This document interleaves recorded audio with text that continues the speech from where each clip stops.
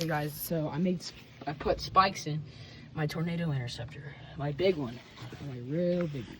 Just my door and windshield. But I'm gonna be deploying them today.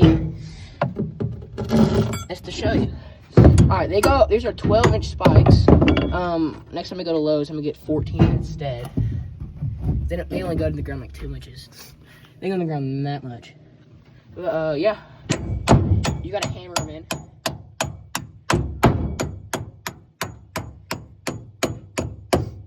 Good enough.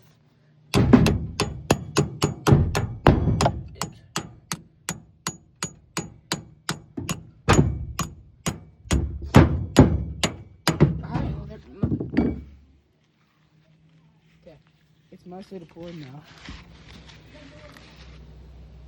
1 second. I literally have to force that. Yeah, I think it's pretty good. Tell me what you guys think.